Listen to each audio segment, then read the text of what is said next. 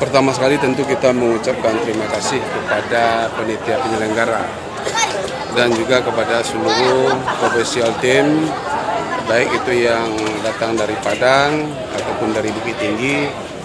Tentu kami sangat berterima kasih dengan adanya Liga 3 ini kita putar untuk Sumatera Barat dan nanti pemenangnya untuk nasional.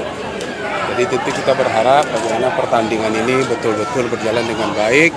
Dan juga kepada seluruh pemain tentu kita harap sportivitasnya dan juga kepada wasit pimpin dengan baik, dengan benar, jangan ada permasalahan.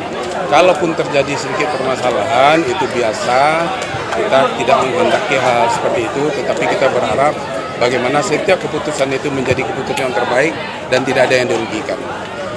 Kalau untuk persiapan saya rasa cukup baik ya. Karena bagaimanapun juga kita juga selalu melihat setiap stadion itu kita harapkan yang betul-betul memadai. Dan kami dari panitia kita instruksikan semuanya cari tempat yang mungkin berkualitas dan juga memenuhi standar. Dan juga harapan kami tentu setiap seluruh penonton tidak akan kecewa nantinya. Ya harapan kita tentu seluruh klub yang hadir yang ikut bertanding kita berusaha nanti yang terbaik yang akan lolos dan juga nanti tentu bisa mewakili Sumatera Barat. Itu harapan kita.